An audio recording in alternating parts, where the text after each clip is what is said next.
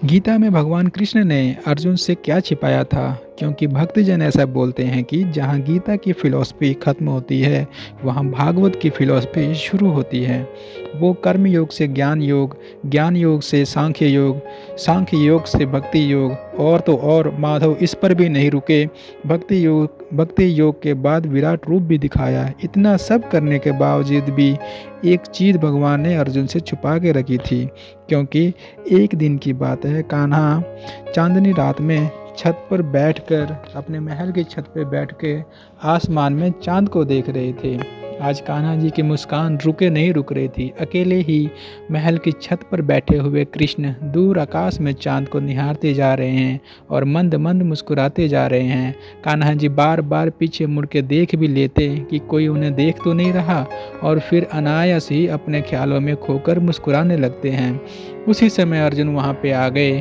अपने सखा कृष्ण को अकेले में मुस्कुराता देखकर अर्जुन ने उनके आनंद में विघ्न डालना उचित ना समझा और चुपचाप एकांत में खड़े होकर भगवान के दर्शन करने लगे। भगवान की लीला को देखकर, भगवान के सौंदर्य को देखकर वे मंत्रमुग्ध हो गए।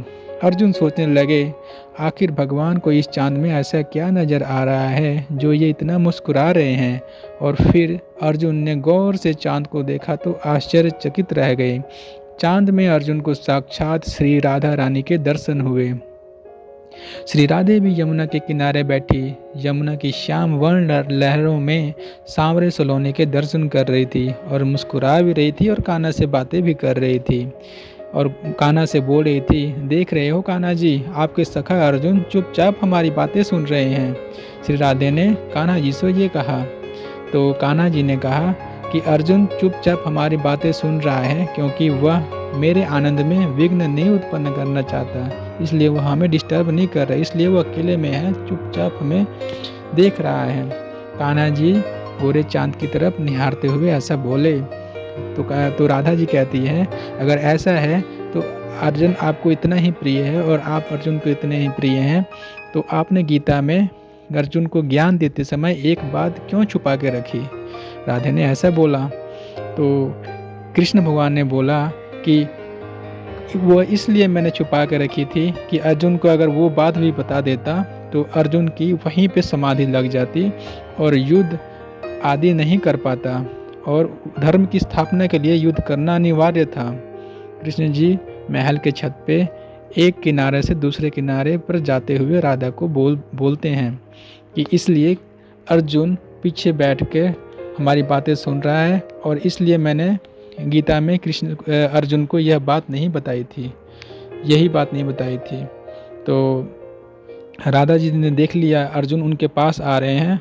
अर्जुन को क्यूरियोसिटी हुई कि ये आपस में किस बारे में बात कर रहे हैं, क्या बात थी जो कृष्ण जी ने हमसे छुपाया। वह जानने के लिए अर्जुन कृष्ण जी के पास आने लगे।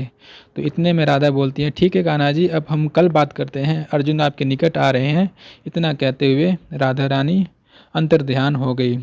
उन्होंने अपना आंचल यमुना के शांत जल में लहराया, जिससे जल में विक्षोभ उत्पन्न हुआ और वहाँ से कान्हा जी की छवि अदृश्य हो गई। इधर कान्हा जी ने चांद के सामने हाथ फेरकर उसे बादलों से ढक दिया और राधे की छवि भी वहाँ से अदृश्य हो गई।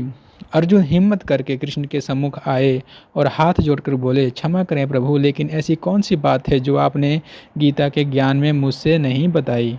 कृष्ण मुस्कुराते हुए बोले, याद है अर्जुन, मैंने तुमसे कहा था कि मैं फिर तुमसे उस ज्ञान को कहूँगा जिसको जान लेने के बाद और कुछ जानना शेष नहीं रह जाता, और जिसे जान लेने के बाद मानव को सब वेदों से कोई प्रयोजन नहीं रहेगा। जितना सागर मिलने के बाद छोटे तालाब में, और इतना कहकर मैं चुप रह गया था। श्री कृष्ण ने वो सब बातें याद कराई कि वह ज्ञान बताऊंगा, आने वाला टाइम में वह ज्ञान बताऊंगा जिसको जानने के बाद कुछ जानना शेष नहीं रहेगा, और जिसको सुनने के बाद कुछ सुनना शेष नहीं रहेगा। अर्जुन ने विस्मित होकर पूछा और कृष्ण ने उनको बताया।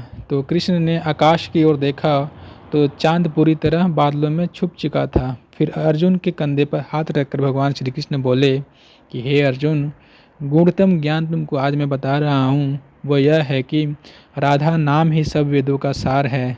श्री राधा की कृपा को जान लेने के बाद और कुछ जानना शेष नहीं रहता।